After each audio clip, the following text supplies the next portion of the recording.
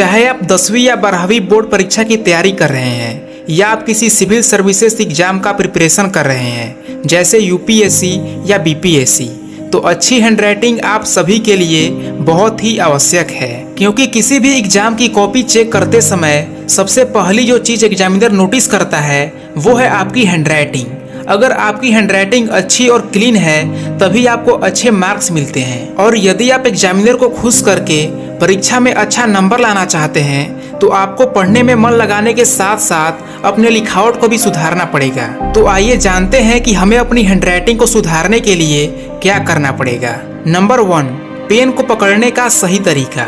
दोस्तों, हर स्टूडेंट का पेन का पकड़ने का तरीका अलग अलग होता है और हमारी हैंडराइटिंग तब खराब होती है जब हमारा पेन का पकड़ने का तरीका गलत होता है। इसलिए जब भी आप पेन को पकड़ते हो तो बहुत लूज या बहुत टाइट नहीं पकड़े, क्योंकि अगर आप बहुत लूज पकड़ोगे तो अच्छे से लिख नहीं पाओगे और अगर आप बहुत टाइट पकड़ोगे तो थोड़ी ही देर के बाद आपकी उंगलियों में दर्द होने लगेगा और आपकी हैंडराइटिंग खराब हो जाएगी। इसलिए कभी भी लिखते समय अपने पेन को इस तरह पकड़े कि आपके पेन पर प्रेशर कम से कम पड़े।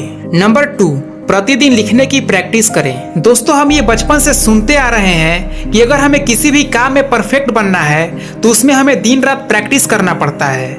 और रही बात हैंडराइटिंग की, तो उसमें तो प्रैक्टिस करना ही करना पड़ता है। अगर आप डेली कम से कम 1 घंटा भी लिखने की प्रैक्टिस करते हो तो इसका रिजल्ट आपको कुछ ही दिनों के बाद देखने को मिल जाएगा। और अगर आपको लिखने की प्रैक्टिस करना है तो किसी और की नोटबुक से नकल करके कीजिए, क्योंकि जो बुक में राइटिंग होती है वो प्रिंटेड होती है और वैसा हम लिख नहीं सकते। इसलिए अपने दोस्त या अपने बड़े भाई बहन की कॉपी लेकर लिखना शुरू कीजिए, इससे आपकी हैंडराइटिंग बहुत जल्दी सुधरेगी। अगला पॉइंट है आपका बैठने का तरीका, आपकी सीटिंग पोजीशन। दोस्तों, आपको हमेशा लिखते समय टेबल और चेयर का ही इस्तेमाल करना चाहिए, क्योंकि सभी परीक्षा टेबल और चेयर पर ही होती है। बेड पर बैठकर या फिर लेटकर हमें लिखने की प्रैक्टिस कभी नहीं करना चाहिए, क्योंकि ये पोजीशन हमारी हैबिट बन जाती है और केवल इसी पोजीशन में ही हम अच्छे लिख पाते हैं। इसलिए आप जब भी लिखने बैठे तो हमेशा टेबल या स्टडी टेबल का ही प्रयोग करें। आखिरी जो सबसे महत्वपूर्ण पॉइंट है वो है आपकी लिखने की स्पीड।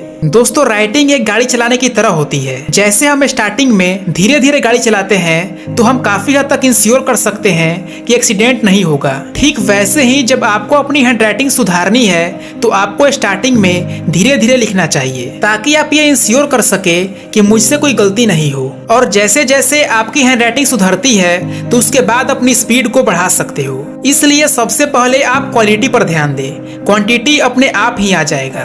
तो अगर आप इन चारों पॉइंट्स को ध्यान में रखते हुए लगातार प्रैक्टिस करते हैं तो आपकी हैंडराइटिंग बहुत ही जल्दी सुधर जाएगी। और अगर वीडियो अच्छा लगा तो वीडियो को लाइक करके चैनल को सब्सक्राइब कर ले।